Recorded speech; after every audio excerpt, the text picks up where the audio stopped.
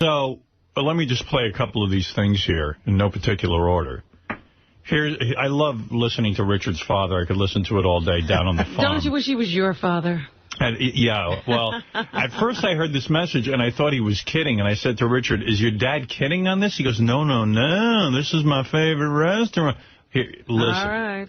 So this is for real. Rich, this is your dad. I got some news for you. You better sit down, because this is going to floor you. Taco Tico, they closed it up. So we don't have no Taco Tico. They didn't pay their taxes. So they come in and took everything they own. So no more Taco Ticos. That's going to be hell, ain't it?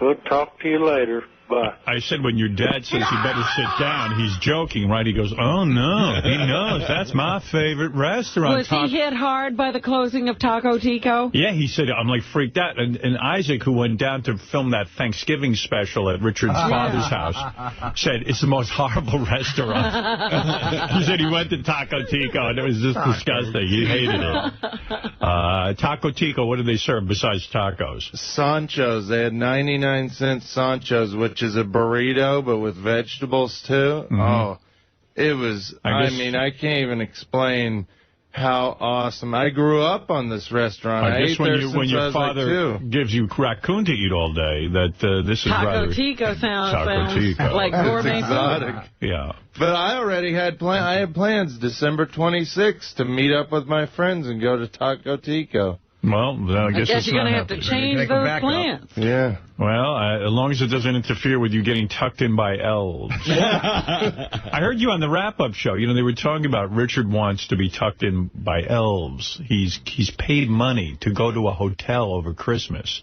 And act like a kid. Yeah. And someone asked you and said, did you realize that, or do the people who play the elves realize that you're adults?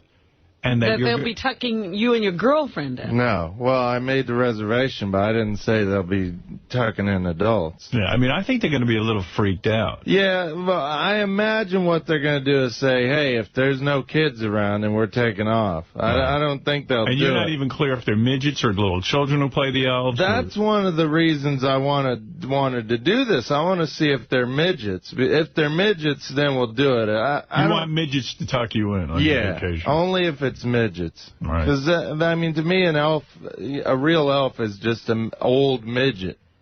Like a real elf is hundreds of, in the movie Elf, Artie, the elves are hundreds of years old. I've never seen the movie Elf, Richard. But they're not elves, they're midgets.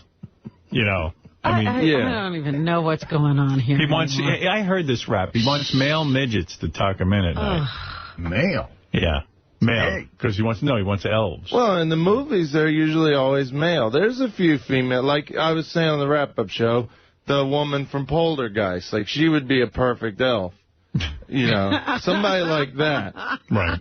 Well, or somebody like Billy Barty. If Billy Barty showed up to tuck us in, that would be cool. And the midgets have to read him bedtime stories. What's going on is he's taking a trip over Christmas. I know. He booked into the hotel, and part of the services for your young children is they'll have the elves come in and tuck your kids in and read them the story. Howard, I can't Which is creepy in and of itself. Yeah, and Richard now signed up for this, and not even as a bit, because it's not like we knew about it. Yeah. It's not for camera or anything. He just wants this. He really wants to lay in a bed and have this uncomfortable situation where elves come in and then see two adults and they have to be tucked in and read to. I mean, like, why would you want to torture yourself with that? But don't you like to hear Christmas stories and things like that? No, I'm an adult. I'm an adult. Yeah, but I just love that kind of stuff. I love the holiday. I'm, what am I, 33? That's for kids. At this point, you should be reading this to your children. Right. You should. But a lot of things are for kids. Like, kids play chess, but you enjoy chess. Like, kids love going to haunted houses, but I love doing that, too. Like, you sound creepy. The kids love video games, and adults play video games. No, somebody should take his computer and look through it. Well, the reassuring thing is after he gets tucked in and the elves leave, you're going out drinking, right? Yeah. That's an adult thing. I can't believe you found Even a George woman that does this with you. Even George finds it creepy, right, George? Not creepy, but a little weird, peculiar. Yeah. Well, I mean, what it is I love... Yeah, here it is, Elf Tuck-ins, from 7 p.m. to 9:30. Let Santa's little elves come by and tuck your little elves into bed. Your little elves, Right. They don't want to be dealing with a big adult. Santa's elves will read bedtime stories, play elf games, whatever your little one wants. You can be sure that they'll dream of sugar plums and will treasure their Christmas memory forever. And won't be getting up to go get drinks. Please call guest services for more information and reservations. $15 per child includes a big cedar stocking with age-appropriate toys. Age-appropriate toys, so they'll have a dildo in your room. The sweetest Christmas. Hey, Elf, could use that dildo on my ass? It got bleached. Elf Tuck-in. Wow. I just love the holidays, and I try to immerse myself in See, chess the is holidays. for all ages. This says specifically for little kids. See, that I don't understand your analogy. It's like guys who get dressed up in diapers and shit. Yeah. It's not a weird with thing. rattles I'm not. and little baby hoods and stuff. This is freaky. One of the weirdest things I've ever heard. Richard, this Dad, Taco Tico closed. Taco Tico closed, but good news, some elves is coming over and tucking me and your mom in tonight. Is Taco Tico in Missouri or in Kansas? In Kansas, yeah. that's like Nobu.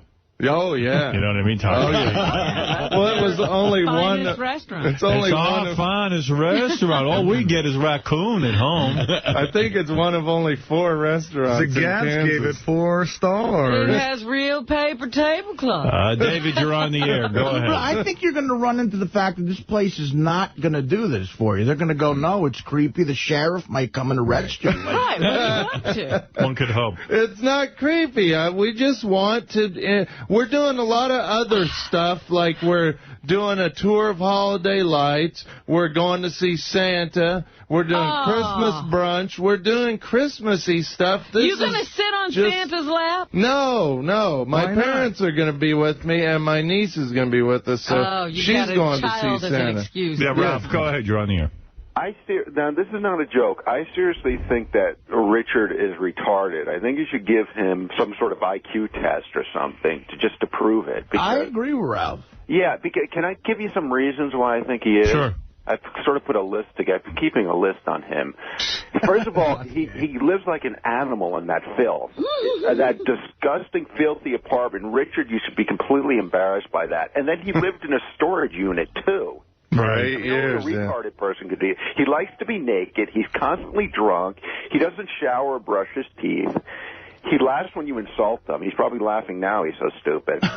He is laughing. You're right. Busted. You're right. Busted. Like Rain Man, he has the ability to hyper-focus on one thing. You don't like Richard, do you? No, I love Richard, but he just drives me nuts. Cause he's No, you don't love Why Richard. do you think he doesn't like him? No, I do. Because I talked to Ralph in private, and he's just so disgusted by Richard that I am disgusted. I feel like you just don't even like the guy. He's pasty white and blonde. Well, that I can't help. But that's retards are like that. No, but retards like being naked. Only retarded people can stay in. You can stay in your own your pants and you don't care. Hey, you should be one talking about staying in your own. You shit the bed. I've never done that. Because I was coked up. You're not retarded, are you? I don't think so, but Did you go to school on a short yellow bus? No, I did fine. I made it through high school. I know that Europe is a continent, not a country. I'm just, what it boils down to, life is so short. I could be gone tomorrow. I want to have as much fun as I can while I'm here, and if that includes doing that people think is dumb, then so be it. I'm doing it for my enjoyment. I'm not getting tucked in by an elf because I want to impress other people. It's because me and my... Don't worry, you're not There's other ways to impress Good people. for you. Well, Good for me you, and Richard. my girlfriend and I saw that in this brochure, and we said that would be hilarious, and Are it would you be sure fun. she said anything? It was you saying all this She's stuff? the one that saw it and brought it to my attention. I was like, yeah, that would be a lot of fun. David, you're on the air. Go ahead. Hey, Howard, how's it going, buddy? All right. Yesterday on the wrap-up show, I wanted to speak about gayness. Sal wants to put his pouch in Richard's ass. Oh, yeah, I heard. I'm going to play that right now. I'm going to play that right now. Now, this really took me by surprise. You know, when Sal refers to his pouch, he means his foreskin, okay?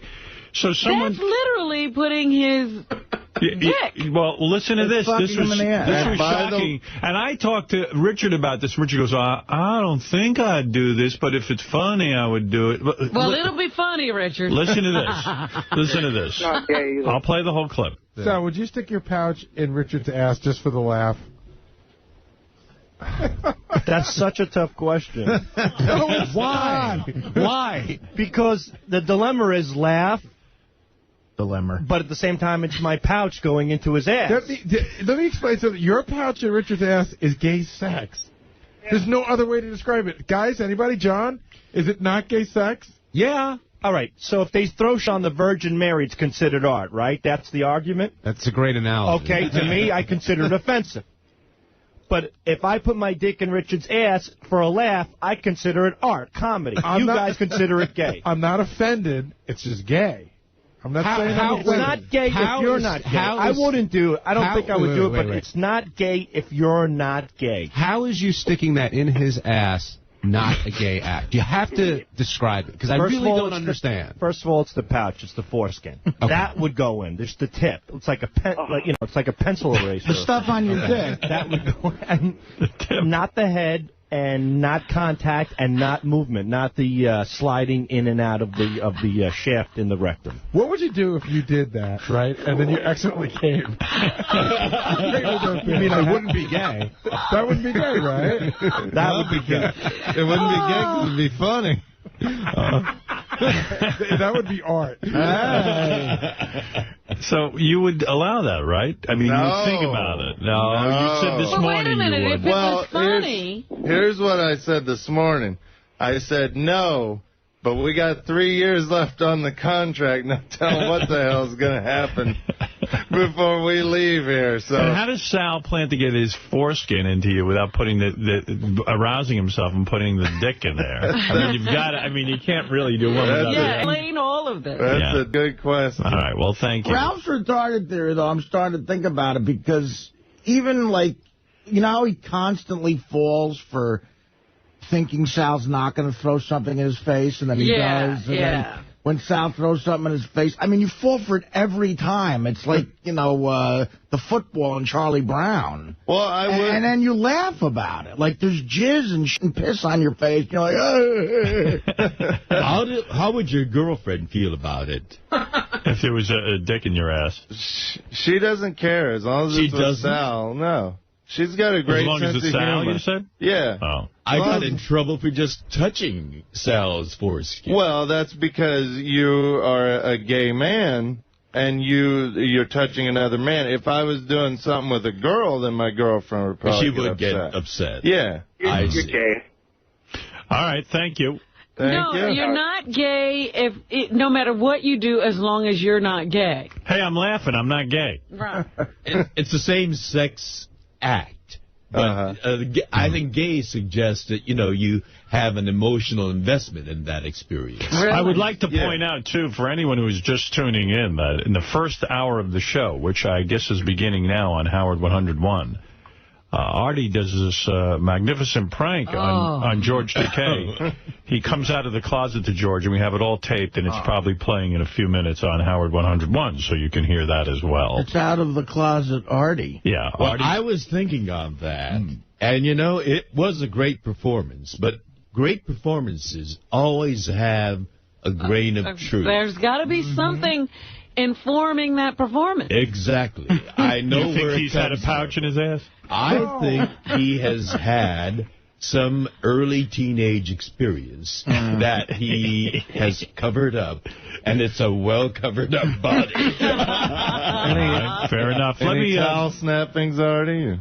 Artie, were you bathing that guy's feet? Is that what happened? None that I remember. Who knows? There is a suppressed source of that wonderful, rich full dimension performance. Kids fishing. But George, did you think of Artie after that last night? Did you think of Artie at all and get a little turned on? That Not turned now on. You thought he was gay? I was concerned for him because, you know, I saw him tortured gay guy. This came up with Richard Christy on his vacation. Did he get tucked in by elves? No, he did not. What? They wouldn't allow it. Of Richard, not. come in here.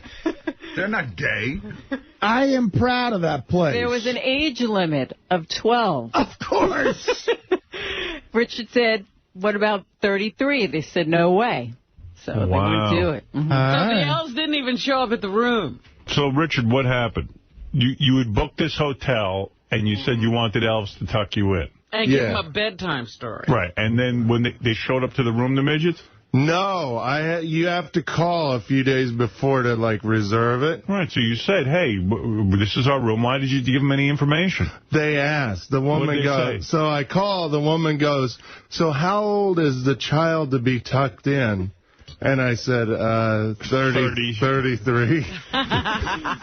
And I've got a raging boner. Well, there was a long pause, and she goes, let me talk to my manager. And so I could hear her, like, laughing in the background and stuff. And she comes back, she goes, my manager, unfortunately, says there's a 12-year-old age limit for all tuck-ins. Well, you didn't tell him you were going to be in bed with your girlfriend? No. But didn't you find out that the elves aren't even midgets? Yeah, they're like 20-year-old girls. Oh, no wonder they would have let you. They thought I was some perv or something, I think. But, yeah, my main thing is I wanted to find out what the elves look like. And I did get to see them. I saw them out wandering around the complex. But Richard, you knew they were human beings, the elves, right? Yeah. Well, they would look like human beings. What do you mean you want to see the elves? He wanted midgets. He wanted midgets dressed in elf costumes. Then they would look like midgets. You've seen midgets? Would you think there's this race of elves or something? Well, when they have Christmas movies, it's midgets. When you say to Richard, everything out of your mouth sounds dumb, would this be one of them? This is a shining example. Because, in other words, the people who show up to his room are just people. They're people. They're not elves. Like people. Do you realize how weird that sounds when you wanted to see what the elves look like? But I'll have an easier time suspending disbelief if it's a midget, because in movies midgets play elves. I don't know. I gotta agree with Artie. You do sound like an idiot. I know. I'm sorry. You do. I mean, the whole premise was insane. And then what? So were you disappointed then? Did that ruin the whole trip? Yeah, I mean, what did you do that night since you weren't going to be tucked in? Were you forced to have sex? Well, no, my parents were in the cabin, so we didn't do anything naughty. You're kidding? Your parents came with you? Yeah, we had a great time. Yeah. You know how I told you, Richard's from Kansas, and, he grew up pretty poor.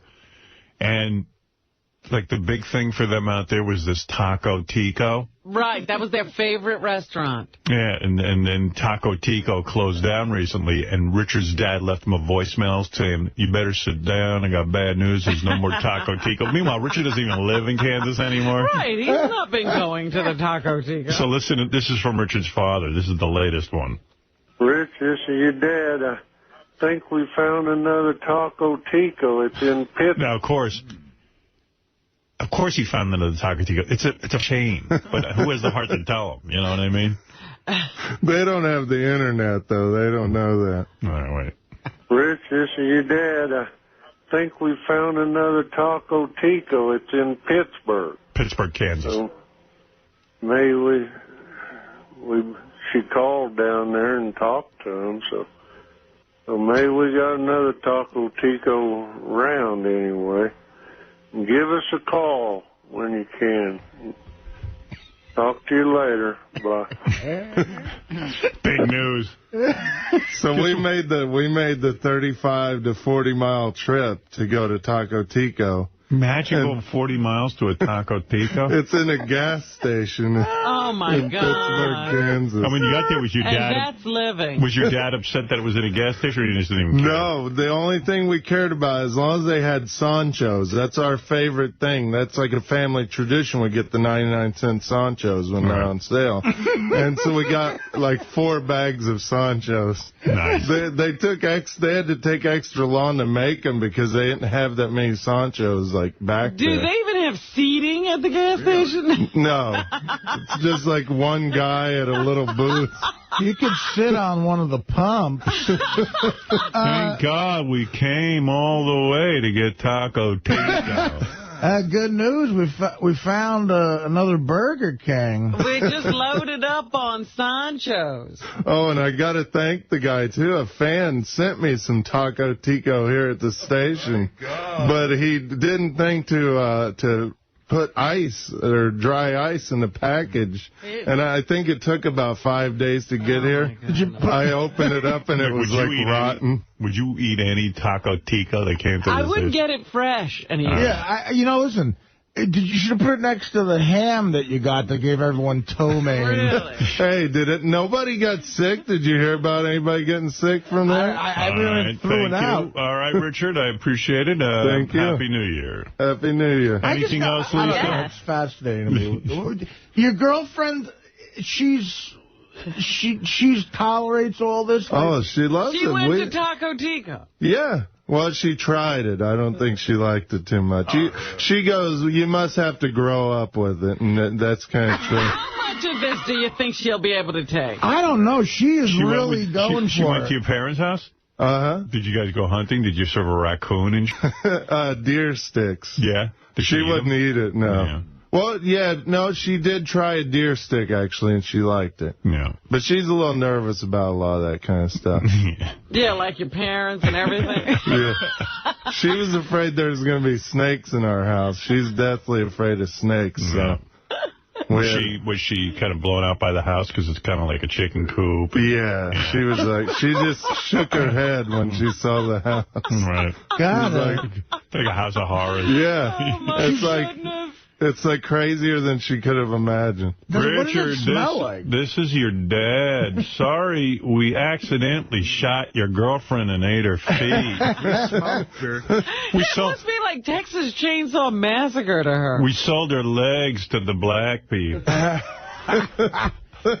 We heard they eat white girls. But, I mean, hey, look, she must be the one for you, man. Oh, she's awesome. That's great. I think any time now she's going to wake up. No, we had a magic... What was that note? It was a magical Christmas. You refused to spend New Year's Eve with your girlfriend? Why is that? I didn't refuse to. I just didn't want... She went to Jersey. Steve, the intern, had a party. I just didn't feel like going to Jersey. Yeah. I just stayed home and drank by myself. Gee. Why didn't you go to the party? Because Jersey, I don't like riding the subway and stuff, and it's always a hassle getting back. I figured there'd be a lot of crazy people out, so. Yeah, but you stayed home by yourself while your girlfriend went to a party? Yeah. So it was okay for your girlfriend to be on the subway alone on that crazy No, ride? she was with friends. So I don't know. I'm kind of... Fascinating. I don't like going out of town. Fascinating. Like he went all the way that way to get tucked in by Elves, but he didn't want to go to Jersey. Right. Thank you. He goes home and Jersey's too dangerous. I love how you have one of those weird girlfriends who's afraid of snakes. She's weird. Yeah. And he's afraid of Jersey. Who isn't definitely afraid of snakes? She's afraid of being eaten by a tiger. Well, if you grow up in Kansas, you're not afraid of snakes. I'm sure African people aren't afraid of tigers. Yes, they are. Of course they would be because they don't come from Africa. Right, and the Indians are too. Why do you think they made spears? All right, thank you, Richard. Thank you. Lisa, anything else in the news? Yes. Richard Christy yelled at a kid in the movie theater last week.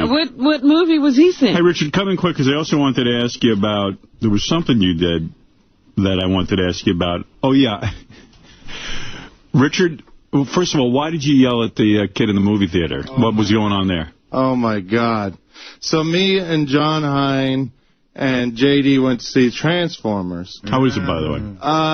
It's good. It's a little too much by the end, though. It's just tons and tons of robots fighting, which is cool, but by the end you're kind of desensitized to it. But, okay, so this guy brings these two kids. They're like, gotta be 3 or 4 years old apiece. Too young. Movie. Yeah, way too young for explosions and stuff. First off, the little girl's crying like 5 minutes into the movie. Yeah, they're scared. And so then to calm her down, he lets her run up and down the stairs in the movie theater. He doesn't take her out of there. He just... No, he lets her, like, run loose like an animal. No rules, yeah. No rules.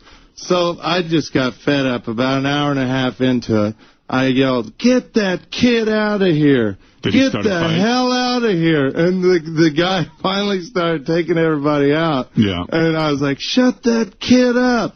And I could tell everybody in the movie theater was like happy. Yeah. Good for you. I was just fed up, though. Real quick, because I don't want to run out of time. You went to Atlantic City. Yeah, we did a gig with Killers of Comedy on July 4th. You brought your girlfriend, and you guys had a room. And how did Beetlejuice end up in your room? Listen, he was passed out. This is weird. Would you do this? Let me ask you something. All right. So he's there with his girlfriend. They're drinking heavily. I guess they decide to party in their room, but who shows up? Yeah. Beetlejuice is in the room with him. He's the only guest. So he's sitting there. That's a party. They order a pizza. Richard and his girlfriend pass out unconscious, because they're drinking so much. And we were tired. They were tired. They were exhausted. So they But they do drink a lot. Yeah. Yeah. Well, you do. I don't know if your girlfriend does. Not as much as me. Who can keep up with him? She kind of watches me when I drink. It's the days of wine and roses, let's face it. So he wakes up the next morning, and the pizza's there. The pizza box is there. Beetlejuice is gone. And, like, would you fall asleep in a room with Beetlejuice in there? No, I could never do that. Like, wouldn't you be nervous? Absolutely. Artie had the greatest comparison. What did you say? It's like falling... No, it's like falling asleep in the room knowing, like, a huge spider's there or something. Like, an iguana got in. Like, no, I can't go to bed. And plus, how could you sleep with a full pizza there? No, the pizza got there after we passed out. So Beetle accepted the pizza. And paid for it, I guess. Yeah. Gee. You mean somehow while you were unconscious, Beetle managed to get the pizza into the room. Yeah. Somehow pay for it. How did he do that? And then leave. And did he eat the whole pizza? Well, we went over. We saw the pizza box. I was like, "Oh, the pizza must have came last night. What a waste." And I go over and I open the box, and almost the whole thing is gone. Like Beetle ate almost the whole pizza So he himself. sat there with you two sleeping and ate a whole pizza. He ordered it himself? No, we ordered it, but then we fell asleep. I wonder if he's in your room and stuff. So where did he go? Did you ever find out? Like, where did he go? No, we never. He just disappeared. And you never saw him the next day? The next day, like, it was funny, too, because we wake up, around 10 o'clock in the morning, and we open the door. There was no knock or anything. We opened the door to leave, and Beetle's just standing at our door. So maybe he stood there all night. He might have stood there like a cat or something. But got locked out and didn't know where to go. What could have happened? Beetle might have left the room for a second and couldn't get back in, and he just stood there. Right. Oh, my goodness. What a shame. Yeah. You should ask Richard about, he took a Greyhound bus down there for $31, and then he had all these disgusting things happen on the way back, and I explained to him that's what you get for $31. No, but he took what he took was the old lady bus. Like in Brooklyn, you can get a bus to Atlantic City. They want to get the old ladies to play the slot machines. They bring them there for the gambling. And they give you money, too, to gamble. How much do they give? Did they give you money? $10. It's $31 round trip, and they give you $20 back when you get to AC. Yeah, so it's basically an $11 round trip bus ride to Atlantic City. But what kind of went on there? Oh, my God, the people that ride this thing. Well, you're one of them. Well, I'm one of them, yeah. I shouldn't talk, but, like, I always said, the next survivor driver, they should just put people on a Greyhound bus and send them across the country. What did people do? What are people doing? Well, first off, I'm in line waiting for the bus, and I get stuck with this old man with the worst breath in the world with no teeth talking to me about That's you in 10 years, Yeah. but go ahead, yeah. talking to me about a book he wrote about Jesus and a donkey, a talking donkey. And I didn't want to be rude and say, shut up, I don't care. So the guy just kept talking to me, and I thought, you know what, it's going to be a nightmare if I get stuck next to this guy on the bus. Of course, me and my girlfriend are the last two people to get on the bus. We don't get to sit together, and I get stuck next to this guy. Why don't you ask him to move? Like, well, I didn't want to be rude, so I acted like I fell asleep while he was talking. And so he started talking to the guy next to him. That's not rude? Well, I just was like, I act like I dozed off. So then, like, before the bus even takes off, all this had happened. And this old lady comes vomiting down the aisle to the bathroom. I hear this, like, coming towards me. I hear... Oh, people are gross. And it's a lady vomiting into her hands. Oh, my God. Would you plan to go to Atlantic City if you were feeling that bad? No. Makes you feel better. Oh, my goodness. Well, this was on the way back. She might have got sick there or something. Yeah. But, so, of course, I'm sitting right next to the bathroom. She's in the bathroom for 10 minutes puking, and I can totally hear it trying to eat my breakfast. Oh, God. All I hear is, And you're able to eat a breakfast through that? Yeah, I managed. Did you and your girlfriend have sex in front of Beetlejuice? No. Hey, you know what else I have to ask you about? While we were on vacation, Joey Boots was on the Superfan Roundtable. Yeah, I heard about this. He made out with you one time? What we did is touch tongues. We touched the end of our tongues together. What was that? How did that happen? Just being idiots in front of people. I think somebody probably dared it. I actually don't remember, but I'm sure it probably happened. You made out with him, dude. No, we touched tongues. Remember it, though. All right, let's listen to this. Joey Boots, as you remember, came out of the closet for the first time in his life. Just before we left. Just before we left. Yeah, a lot of people feel that you would do anything for the show. I mean, Richard's not gay. He licks balls for the show. A lot of people feel that you're, like, in that same mindset that you would do anything for the show. Drunk. See that? We posted pictures on SFN. We were drunk one night. It was at a comedy show. We just touched tongues a little bit. Was there any kind of caressing with the hands or anything? A little bit on the shoulders. Like each of us had each other's shoulders. Nothing below the waist? And we just twirled our tongues around together a little bit. Oh, my God. Who initiated? Like, who leaned in first? I think I did, but he sat there with an inviting mouth and he opened his... I went in first. And then you know what? Even your girlfriend told JD that she's worried you might be bisexual. And when your girlfriend has to worry about that, do you know there's something else? We joke around about that. She ain't worried. There's nothing to worry why would you make out with Joey don't Boots? Worry.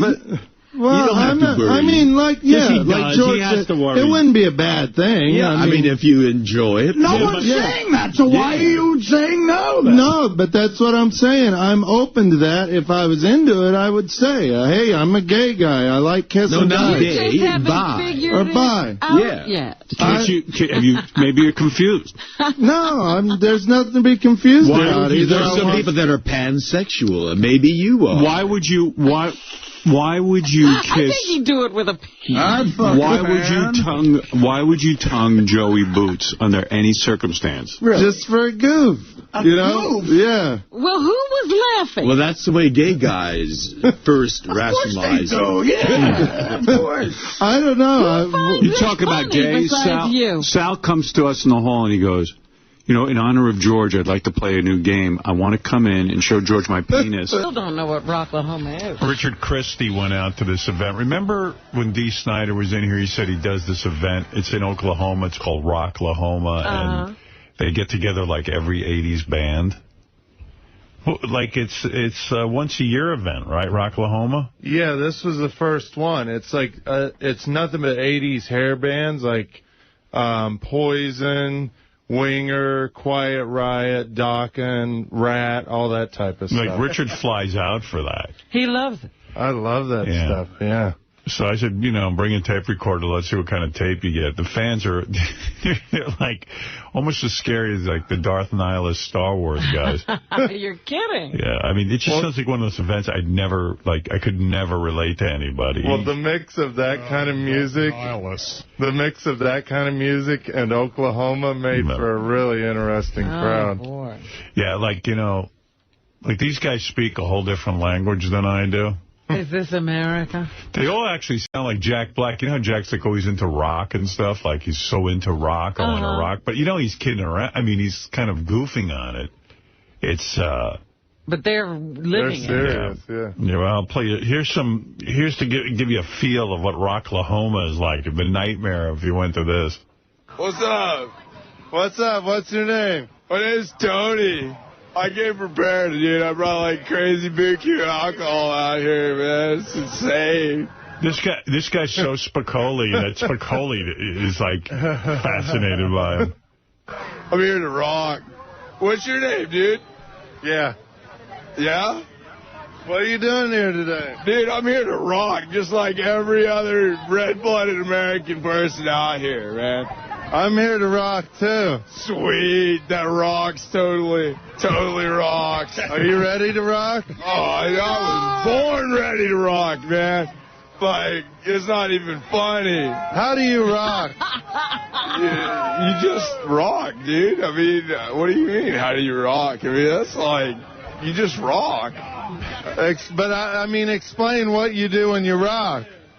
Oh, you listen to really good rock music and you rock, dude. That's all there is to it. So you're here to rock? Oh, yeah, dude. Yeah, I'm all about Twisted Sister, Queen's Riot, Quiet Riot, all them guys.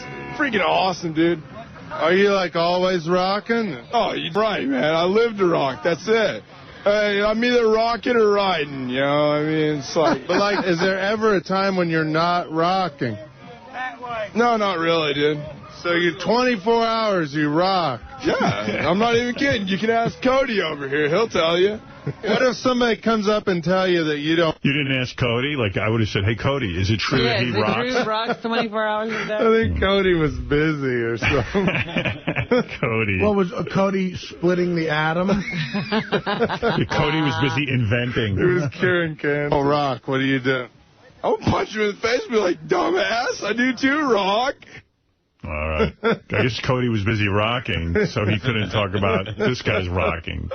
It was a lot of fun, though. It's Ganji. I just wanted to fill you in on some of the traveling, because we shot this all for Howard TV, too. Oh, did you? Yeah, so I traveled with Richard to Rocklahoma. What's this guy look like?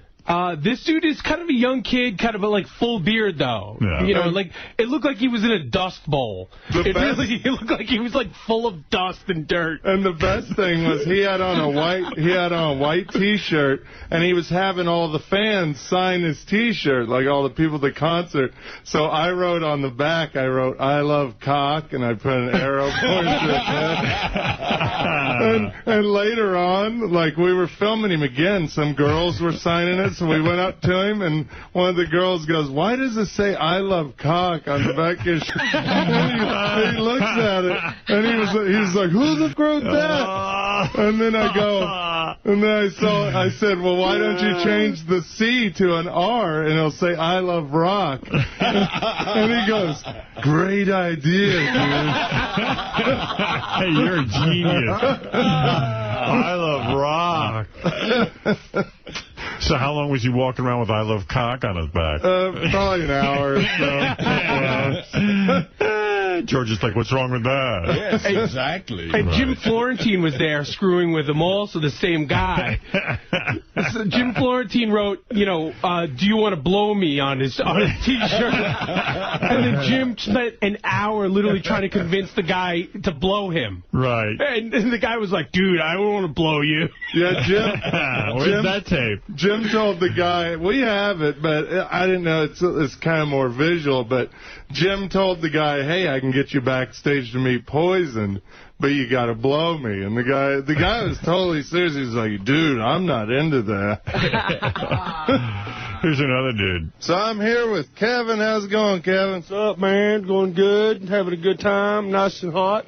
How much have you had to drink today? Me, I've drunk about, probably case of beer. I'm drunk. Nobody has grammar. There's no type of I drunk 20 cases of beer. I mean, we're not talking about the future leaders of the country here, I guess. No, but they are voters. That's scary. That is voting.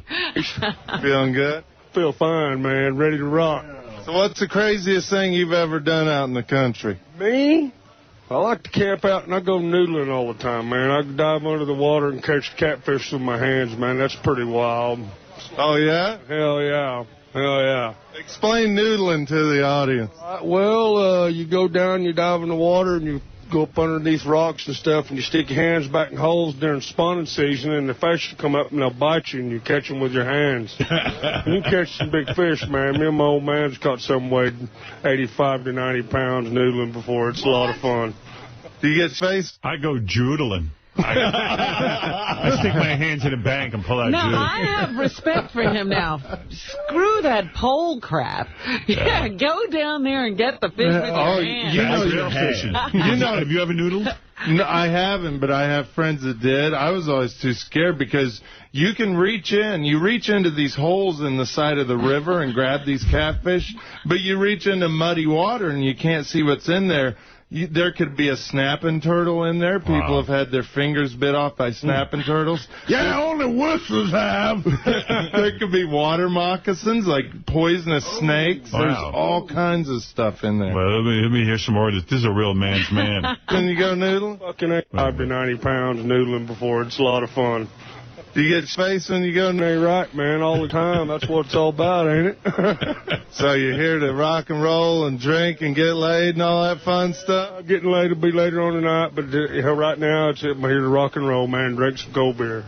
Have you ever tried to, like, suck your own penis or anything crazy? Oh, yeah, you're mine, man. Hell no, I don't do that kind of shit, man. Meanwhile, that guy sounds just like Ned on... he does, Bubba's show. Yeah, I mean, that's what Bubba's looking for. It'd be funny if Richard had said, you ever suck your own penis, and all you heard was... This guy, he had his shirt off and his gut. Like, we saw the biggest beer guts ever at this thing. And that was the women. Well, actually, there was... We saw But there any hot broads at this thing? I doubt it. Backstage, there were a few, because we went backstage to talk to some of the bands. There was a couple. That's why bands suck at things like this. There's probably like 5 good-looking women in the audience, and the band hauls them right in. You know what I mean?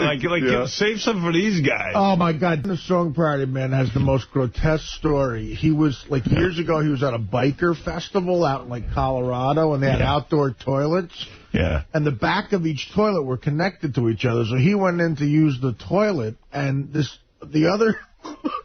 one right in front of him opens, and he sees this woman just drop trow, this enormous woman with a fat ass, and just takes the biggest, loudest shit right in front of him. He's like, oh, my God. And then, Richard can't go anywhere without gay hijinks. So he gets up on stage. He's running around this Rocklahoma. What were you wearing? Like a red? It was red leather pants, like spandex leather pants, and a plastic type top, kind of like an 80s outfit that they got for me. With a big, a red hat? Cowboy hat. Red cowboy hat. I stuffed a soda bottle into my pants and it looked like I had a big pecker. So he goes up on stage. He was allowed to introduce Enough's Enough was there. And Enough's Enough is... Donnie's not even in the band anymore, is he? No, just Chip and a couple other guys. Is there a new lead singer? Yeah. So anyway... They're at Rocklahoma. Richard's introducing Enough's Enough, and then, of course, he starts yelling out to the audience that he wants to have gay sex. Oh. They don't know who he is. Please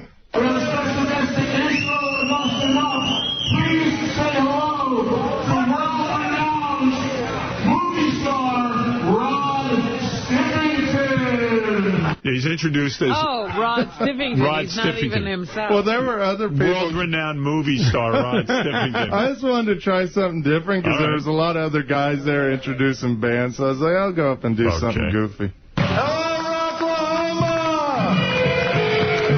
How many of you guys are big fans of mine? Thank you. You might recognize me from such movies as Fistful of Man Meat, Scrotum Party, and Dude, Where's My Penis? I'll tell you one thing, I'm packing about 14 inches of fun, and I'm ready to get crazy. So you guys want to rock and roll? I would like to welcome Howard Stern's favorite band, Enough is Enough! Does anybody hit on you?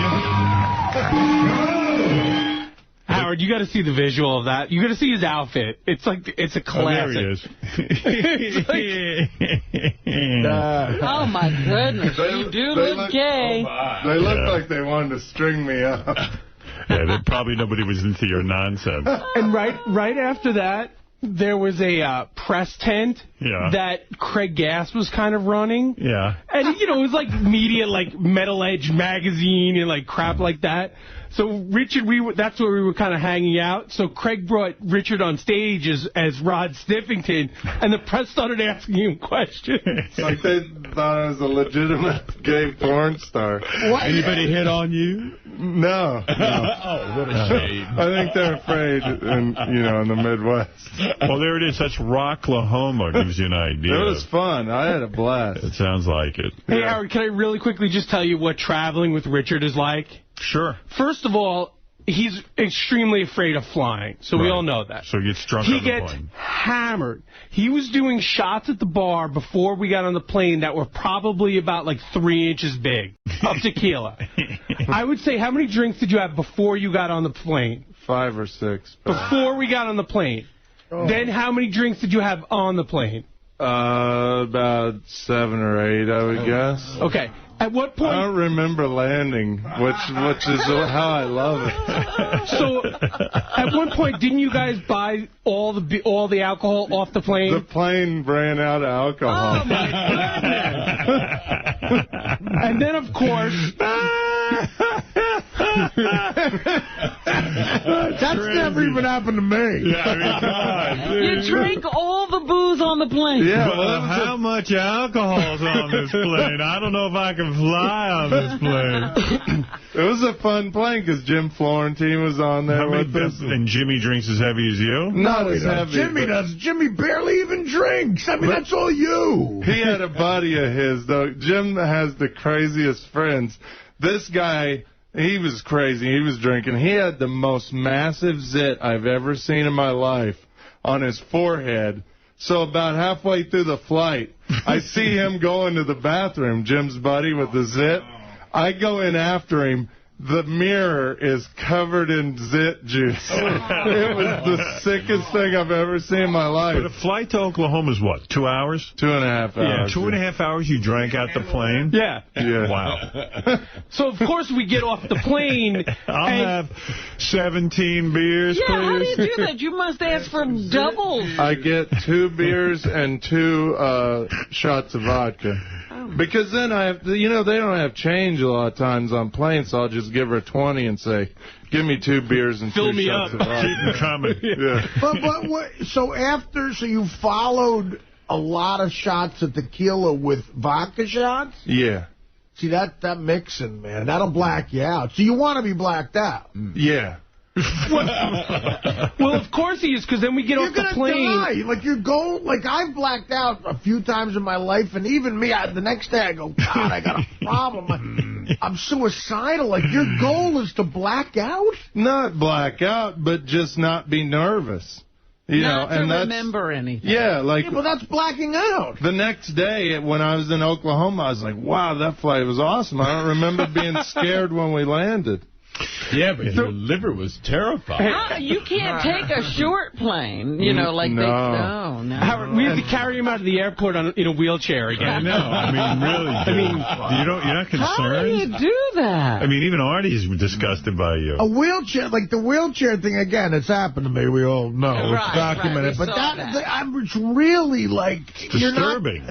You're doing that quite a bit now. And there's no wheelchair waiting for you. Somebody's got to now go get a wheelchair. Yeah. It doesn't concern you that you're doing that a lot? It does, but luckily I'm not flying again till the end of September, so I'll have time to recover. Should not fly. So 2 other things real quick. We get to the room, and we have to share a room. So, of course, Richard's naked all the time. All right? He's What's that about? Why is that, Richard? I don't know. When Gandy's there? That's fun. Yeah, it's all guys hanging out. He's taking a shower, and it's a glass door. And but guys don't want to see other guys come. Oh, I want a room with That's funny, Mike. George does. He would take a shower and call us in and say, hey, come check this out. And he'd, like, put his penis up against the glass door and, like, squish it. It looks funny, though. Have you ever, like, squished your penis? George, you want to see him naked? I'd like to see his squished penis. Do it against the glass right here. I can get some glass in here if you want. And that interests you. In other words, you would like to see Richard running around naked in your room. Well, as long as I don't touch, I'm all right. Right. You sure? You sure? I don't want Brad to get upset again. I can't help seeing what I can, if you want, Howard, I can just pull my pants down now for the rest of this conversation. George, would you like that? You are my guest. Yeah, this is radio. Okay. Squish it against Rob's glass. Just for you, George. Oh, my God. This guy just loves being naked. I know. He loves and oh, my God. Here's some glass. Here's some glass. That's what you missed. This is what I was looking at. Look. That's what Move your hands. That reflection, it's purple. It's purple.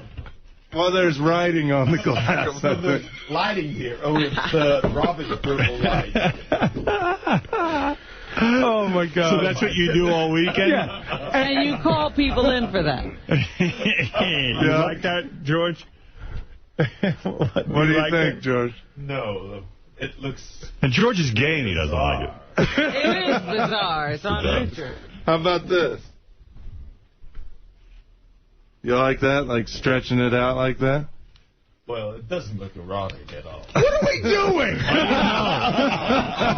I was trying to make George happy. George.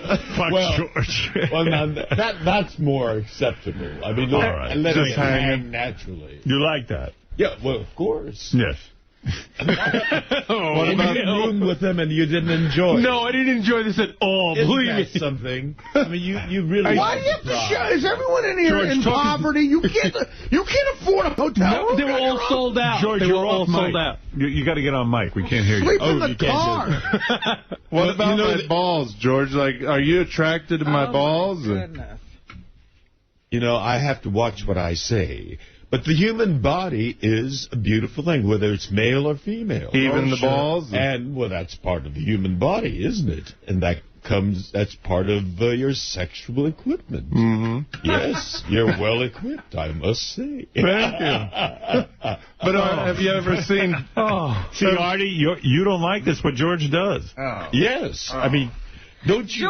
I mean, I can appreciate what you appreciate, yeah. you know, aesthetically. What did you just say? I didn't hear it. I can appreciate the female body as Artie appreciates, you know, because it's an aesthetic thing. Right. Can't you appreciate Richard's penis as an aesthetic thing? The human body with all its contours and, you know, Look just down. aesthetic. You're looking at his proportion. Scale, yes, sir. Balance. Now, what about? Can I show George my butthole? Do you think? Can he rate that? George, do you want to see it? That's all right. You don't want to see his butthole? I'm more interested in the front. Look. Oh, God, what a sight. George, what about that? You're so free with your body. What do you think of that, George? That's part of the human body. You like it. All right, enough, Richard. This is what a weekend is like with Richard, really. Oh, really? He does that? Oh, yeah, it's just, you know. He does that all week. He would take a crap and he'd call us in and say, come look at it. See, that would drive me right over the edge, man. I don't want a little too much. Well, I'm careful who I do that with. I know Mike's got a good sense of humor. If I was rooming with you, I'd know you're not, or Artie. I never do that with Artie. No, you wouldn't. All right, guys, thank you. It sounds like a wonderful Rocklahoma weekend. Can I tell you one more real quick thing? Yeah. So my flight back was, I even emailed this airline about this. I sat next to a lady. It's a small jet, a 32-passenger jet. Sat next to a lady that was over 300 pounds. She was literally spilling into my seat, and I couldn't move. I sat, like, scrunched up the whole flight. And I thought there was a rule that, like, they had to buy 2 seats, overweight people. That's true. I think there's a fine line, though. There's a certain, She still made it into the seat. Maybe she doesn't have to. But the thing is, I was drinking a bunch on the way back, too. 7 a.m. flight, by the way. 7 a.m. and he was drunk. And the lady couldn't get out of her chair, so I literally had to climb over her. Like, I would climb over her to go use the bathroom. Like you said, I have to go to the bathroom, ma'am, excuse me, and she said, I can't get up. Yeah, I didn't ask her. I could just tell she was really uncomfortable in her seat. She was, like, stuck. Yeah. And so I just would say, excuse me, and I'd climb over her. How many times did you get up to go to the bathroom? 5 or 6. Yeah, because you're drinking like a fish. Well, very good. That sounds like a fun weekend. And by the way, as long as I have Richard here, I'll debut one of his new prank phone calls that he did with Sal. This is Sal and Richard as Jack and Rod. We get many requests here to interview different authors and things like that, and I never know what to do with them. We don't really have authors in here, but the Jack and Rod show, this woman was promoting a book about arthritis and how to cure arthritis and what to do about arthritis if you're living with arthritis. And these guys, they did the Jack and Rod show, and every time she tried to speak, they said, oh, I'm sorry, a band is setting up in here, and the band would cut her off. So here they are dicking with some lady. And we're back with a very special Jack and Rod show. And today we're addressing seniors and arthritis. And on the phone, author of Pain Was My Middle Name, 𝗦𝗵cie𝘄. Thank you. Hello, Anita. Tell us about arthritis. Well, right now I'm feeling great. I mean, this is the reason why I wrote the book. Hey, Larry. Hold on. I'm sorry, Anita. Yeah, what happened? That's Larry, the engineer. He's behind us setting up for the band Foghat. They're actually playing in this studio in about an hour. Yeah, all right. Let me ask you this, Anita, about the book. Which foods can cause flare-ups and are best avoided? Well, all the preservatives, the additives,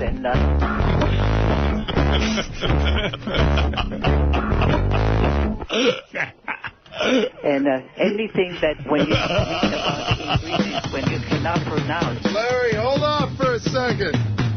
I'm sorry about that. We're sorry. Continue, please.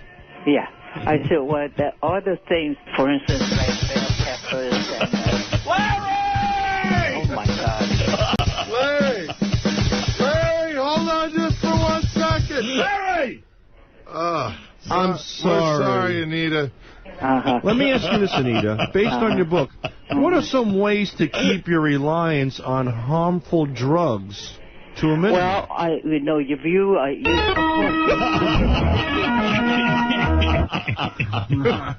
but however, if you do something, then you can reduce Now, what about health care costs concerning arthritis? Oh, health costs? Oh, yeah. Can you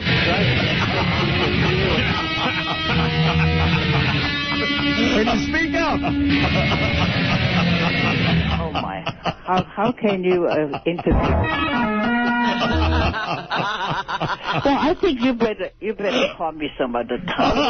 Hold on. Larry's leaving. Larry's leaving. He just walked out. Thank God. Well, now we can conduct an interview here. Yeah, I say rheumatoid arthritis. Oh, he's back. Maybe some other time you can call me.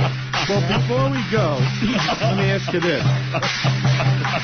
What's one final thing you can leave with the fans today? Something, the most important fact you can leave with the listeners today about arthritis? Well, there is hope that you can do something about it yourself, and you can better yourself. Your condition. What's that? What?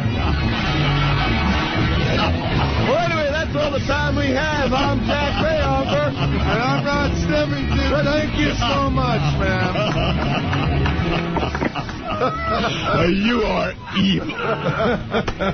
thoroughly And he wasn't even drunk. He wasn't even drunk. You know what I really want to hear? A CD version of that, but longer. Without the cuts. It's going to be better longer? I think the fans would really want to pay to hear that. We have a 6-week version. I bet they do, too. It's great. She has and everything. And I think you're anti-Asian. She clearly was an Asian woman. Yeah, but right? we don't discriminate. We prank everybody. They're pro-Asian. That's why they had her on. Oh, I see. Crazy. Guy emailed me, and I thought he had a pretty legitimate theory and a question. He said he saw you on Howard TV when your nipples were, poking through. And he swore that he saw a ring there. Do you have nipple rings now? No. You don't? No. No, they were towel rings. Richard on vacation went on this his train trip, and he wrote this long email to me and a bunch of other people. Oh, he did. You didn't include me. I feel bad. You got to get on Lotus Notes. How did you not shoot somebody? Yeah, so he's on a train for the whole week, touring the country, and he took pictures of landscapes, which are always so boring. There's no people. This is asylum. Come on. I was going to write it back. No offense. Nobody cares to see, pictures of, just a mountain. This is a beautiful country. Unless Ansel Adams shot it. I don't want to see your goofy landscape. Even if it is Ansel Adams, I look at it under protest. So anyway, but he did take one funny video. He's sitting on the train. He goes, you know that guy who used to be on Beavis and Butthead, the cartoon character with a shaky dad who was always shaking? He goes, this is a guy. So Richard Richard takes out his video camera. And he's sitting on a train and he's videotaping this old dude who's just shaking. And the guy was talking to himself and sticking his tongue out. Oh, that principal. Great vacation. That principal character on Beavis and Butthead was so funny. Yeah, but you got to see this guy. He looks like him, and he's shaking on the train, and he's just staring out the window.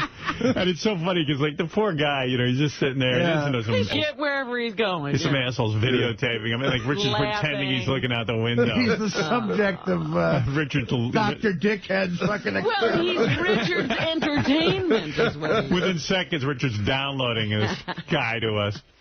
So, I'm looking at that, and that's a shame. But someone told me, they spoke to Richard a couple of times while he was away. And every time he was just drinking on the train. It was 1 o'clock in the afternoon, he's drinking. If it's nighttime, he's drinking. If it's morning, he's drinking. What else are you going to do on the train? Well, why go on the train? But that's the point, Artie. He wants a vacation that won't interrupt his drinking. Right? Think about what you just said. You put yourself in a position where you have to drink to get through it. He goes, it was amazing. Oh, yeah, he loved it because he was drunk the whole time. Did you hear that Richard and his girlfriend packed 2 suitcases with nothing but alcohol? Oh, my God. Yeah, they had these 2 giant suitcases. I was afraid the train would run out. Oh, we had champagne. We had pumpkin beer. We had wine. Pumpkin beer? Yeah. How big were your suitcases? They're full size, like the roller ones that you take on an airplane. So you had a rolling bar? Yeah. Because they don't have champagne on the train or wine. They have wine, champagne? but we brought our own. Were you afraid that the train would run out? Was that because that would have made the whole trip miserable? Yeah, we were kind of worried about that because once in a while they'd shut the bar down for an hour so the guy could take a lunch, and we didn't want to have to deal with that. Right. So that's when you know you're a real alcoholic. What kind of wine does he drink? He's got to bring his own. We got it in California. It was like $2 a bottle. From a farm named Boone's. Comes in a carton. You can't wait for the guy's lunch break. You're an alcoholic, Artie. I mean, even you. I don't think I've ever been that bad. I really don't.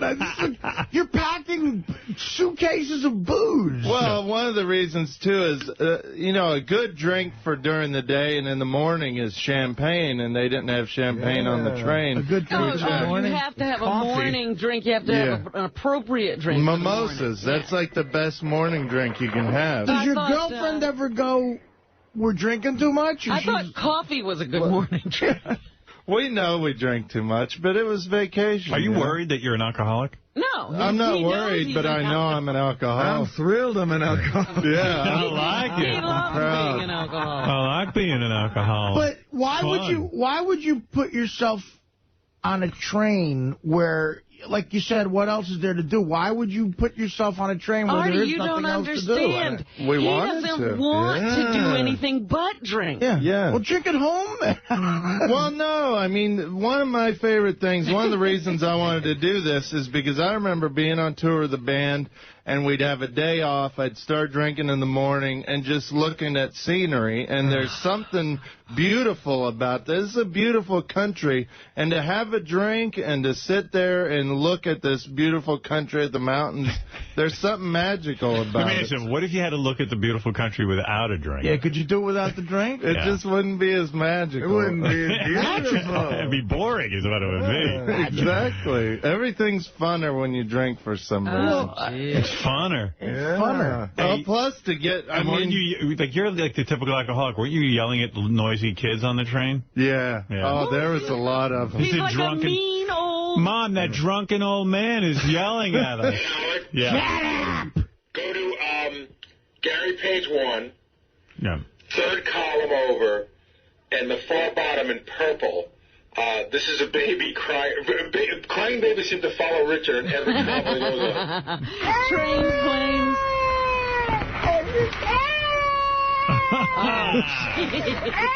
I'd be drinking, too. It's like at 2 in the morning.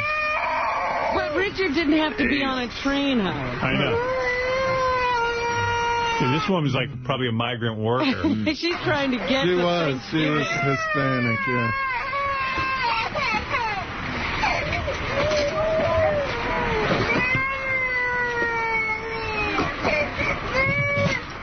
Oh.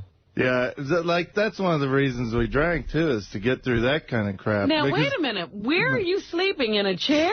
Yeah. If there's one thing I could change about the trip is I should have got a sleeping car, yeah. Well, could you get one while you were there? Like, there was no sleeping cars available? There probably were, but they're really expensive, so we just toughed it out. But when you sleep on those chairs in the morning, it feels like you've been beat up. How much more expensive? This is your vacation. Splurge a little bit. I mean, yeah. Well, isn't that girl lucky to have Richard? She doesn't care about that. She doesn't care about sleeping on a chair and drinking and... By the end of the week, it was a little rough. So how many hours a day do you sit in the chair drinking, like on the train? Well, that's a great thing about the train is you can walk around like a little bit, and look at other chairs. Yeah. Well, they have a. Yeah, you can walk down that row. I mean, like over the vacation, I had to take a train up to Boston for work, and I took this 𝗛cie𝘄𝗿𝗍, which is a nice train and everything, and it's a comfortable way to travel for work, but I couldn't imagine just doing that for the fun. Like, I went to go make money. He just trapped himself in a train car drinking. Like, I had to go to make money, you know? It was like, I don't want to fly, and I took a train. Those pictures you took, are they from the train window? Yeah. So in other words, I figured. So, I mean, the whole time you're on the train, how many hours a day are you on the train? Oh, we were on for a long time. I mean, 24 hours, probably 36 hours at a time we'd be on that thing. 36 hours, and you're drinking, and you're sitting in that same chair, sleeping and doing everything in that chair, and you didn't bring any clothes, just alcohol. And you got to go to the little train bathroom? I brought one pair of clothes, and I brought my Simpsons sleep pants, like these real comfortable pants I like. Yeah. And so we stayed in the same clothes pretty much. Well, we got off in college. The people who work on the train, like, do you stay on the one train? Do they get to know you after a while? Yeah. Well, they switch off crews after about 12 hours or something. What about you? So any of the crews like come back on and then like see you again? Yeah, they know. Yeah, and they're like, hey asshole, why don't you take a plane? No, because this is kind of a romantic, like 1800s type of thing to do. Yeah, but are you making out and stuff on this plane? On No, this train? I mean romantic as in like, you know, like. Did you have sex on the train? It's not the 1800s, though, is it? Oh, they have like hamburgers and grilled chicken sandwiches, and we have a lot of sandwiches. Real good food. Yeah. But no, it's good. Sure, it's a great hamburger. Do you sit down at a restaurant, or is it just crappy at the counter? No, it's cool. They have a dining car there. On these cross-country trains, they have a dining car. You have to make reservations. And all you can get is a hamburger? Well, you can get more than that, but I like hamburgers. They don't mind. A drunken. They don't mind that you bring your own alcohol to dinner? No, that's the cool thing about these trains is you can bring your own booze. Cool. Yeah. My point is, isn't he bobbing and weaving as he goes to the dining car? I mean, it sounds like you're stuck by now. Well, the thing is, it's hard to walk on a train anyway, but if you're walking and that train's moving around and you've had a few drinks, I fell into a few people's laps.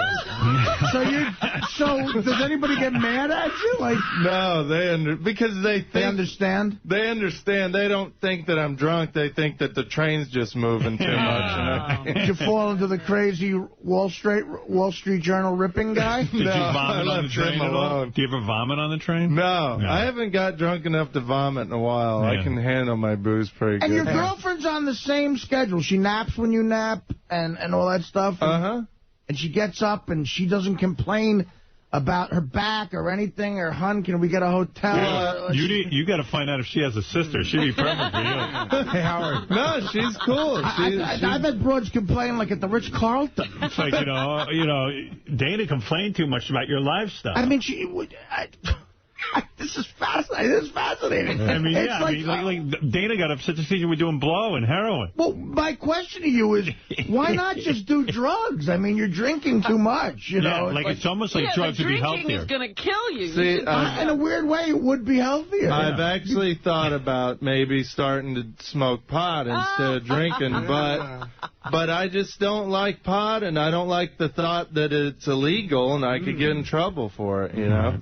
Drinking is legal. Well, and we haven't finished the drinking yet. I think it's over. No. I still have to. So your girlfriend starts drinking again when she wakes up. So she and you are drinking at dinner. What does she drink? She drinks wine? Wine, usually, yeah. And you're having your cranberries and vodka. But I don't want people to think that she's as bad as me. No, nobody should be as bad as you. She just casually drinks. And there's a lot of days go by that she doesn't even drink. But. And then you continue drinking beer for the rest of the evening. Yeah. How does she deal with you when you're drunk and she's not?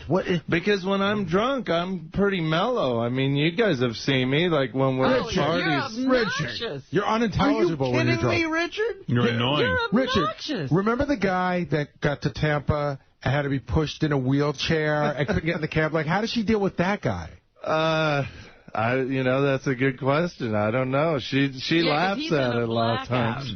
She just finds it funny. You thrilled with the way your life is going? I mean, really, you're becoming a full-blown alcoholic. I know. Well, when I hear about it here, it sounds bad. But at the time, there should be a moment, like in your day, where you go, like there's some sort of governor in your brain that goes, it's 10 in the morning and I'm starting to drink. It's like I'm drinking day and now night, and there isn't a moment in my day that I'm free of booze or substance. Well, this is a vacation. This is a bad example because, like this week, I probably won't even drink this week until like Friday. What is the most amount of days in the last year that you put together without a drink? Probably 5 days. See, you can't go more than 5 days without drinking. I'd rather not. Well, no, you can't. We'd rather not do the 5. Howard, here's a quiz for the crew. You ready? Okay. Richard goes to a restaurant where you pay a small fee and it's all you can drink for 1 hour. Okay. How many mimosas does Richard have in 1 hour? 10. 20. 10. Oh, God. 15. Fred is the winner. 20? That is a mimosa for 3 minutes for an hour. Well, they're like shot glasses. I mean, they're just small you didn't champagne. say that. No, they're not. No, it's a regular champagne It's a champagne glass. Yeah. But he thinks small. that's the size of a shot glass. 20. Like, I can just tip that up and it's gone. This flute is tiny. They said that was it a Mexican restaurant? It's the best restaurant ever. $12.99, all you can drink mimosas for an hour, and margaritas. The people were freaking out at the restaurant, Howard. Really? Yeah, they said, he just kept putting his glass out. Well, a lot of times they'll bring us 2 at a time because they know. Like, now I go there so often, they know it. They know they have an alcoholic on their hands. You know what? For Artie to be disgusted with you is amazing. They think it's going to be a deal where they're making money. The restaurant's breaking even. Barely, because What's up, Will, you sexy bitch? All right, I'm going to leave you a message, and this is it. Yeah, this is the I'm mellow gonna take Richard. a piss right on the phone right here, because dude, I'm wasted. All right, hold on, here we go. You little sexy bastard, you want to hear my voice? You want to hear me get all worked up? You love it, you little... All right, here we go. I'm taking a piss right now. I just pissed on my shirt. All right, listen to this little bitch. Did you hear that? I just took a leak. Dude, I'm wasted. I'm taking a leak right in Manhattan on 42nd Street.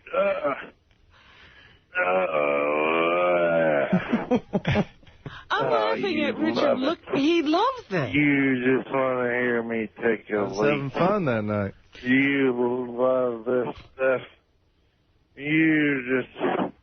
You turned on my hot, sexy, hairless body. You just wish you could have a lick of this peach-colored hair, Kansan hair. I just took a leak all over my phone, and you just heard it. I hope it turned your ass on. You love it. You love it. Love it. End of message. Wow. Why would Will be turned on by hearing you piss? Unless you're gay. Yeah, I don't know. Maybe I was thinking that Will, is for in Artie some to way be disgusted. I mean, Artie ordered 12 Jack and Cokes at a Yankees game, and he's disgusted with it. Jack and water. Right. But, no, I really think, again, I think you're a gay guy. And I'm not saying that. Like, I mean, and it's fine. It really is. I just really think... It's fine to be gay. Yeah, I mean, come out of the closet. Maybe I hope you don't think that we would, especially me, because I can be obnoxious. No. I hope you don't think I would, be an towards you. No, absolutely not. And I think it's fine to be gay, too. And if I was gay... Do you think you and Sal would be as close if you were gay, or that the guys wouldn't hang out with you if you were gay? It might be a little weirder if we were hanging out. I think his father would have a hard time maybe with it. His father's a real man, Vietnam vet, you know. He couldn't have a gay son? But you know what? Vet kills his own food. Yeah, but they're real cool. I mean, they're understanding of everything. So it's not that at all. I'm just not a gay guy. I would have no problem. Like these days, gays... they have every right that another person has, and they're accepted. So I think that. All right, I got to break this up because I got to get to a break, and it's already 7:17. I say we give Richard a show. Hey, I got to thank you too, Howard. Another thing that I got to do on this train trip was I got to read a lot. Yeah. And and I got to read the Steve Martin book, the new Steve Martin book. Isn't that terrific? Out? Yeah. Oh, my it's God. Terrific. I got to get that. It's amazing. Yeah. It's like especially to read. I loved his Artie, you would love it. I just got it. I bought it. You did, yeah. It's about, Steve Martin wrote a book about how it was like for him to figure out how to be a stand-up comedian and just how the career trajectory. And it's just a really good book. It just got delivered yesterday, as a matter of fact. He's a good writer. writer. Oh, it's amazing. And there's so many little facts about him that were fascinating to me. Like, his writing partner on the Smothers Brothers show was Super Dave Osborne. Yeah. That guy. Like, they kind of started out their careers together. Chevy Chase wrote on that show, too. Yeah. And I didn't know. Now, Steve Martin was never actual cast member of Saturday Night Live. No, he was a very frequent guest. See, I always thought he was a cast member until I read the book. You'd wait for him to come on. It was like a big deal when Steve Martin would be the host. All right, look, I got to take a break. Thank you, Richard, and good luck to you, because it sounds like you're going to need a lot of time away from the show. He reminds me, you should get the movie Factotum. Have you ever seen that? No. That's your movie. It's about an alcoholic? Yeah. It's about, you know what Charles Bukowski is? It sounds familiar. He's all right. Yeah, there've been a few movies made about him. Barflies about him. Drunk, Yeah, there's another one you ought to see, Leaving Las Vegas. That's a comedy. Well, if you see Barfly or Factotum, you'll get the gist. Yeah. Thank you. And a real quick thing. I gotta go. I know, I won't make this long at all. Now, I see why Gary... excited to tell you about his drinking. Gary can't get you out of the office. Go ahead, I plan, sometimes I plan our vacation stops around drinking, so we stopped in this town in Colorado, and so I could go sit at Doc Holliday's bar stool at this bar that he used to drink at. Didn't he die from drinking? Yeah. Yeah, okay. He's supposedly, the legend is he's buried under this bar stool, so it was real cool getting to, stop there and for you. have a drink. Sounds like you're really doing great in life. That's great. All right, thank you, Richard. We're going to take a break, and we'll be back right after these words.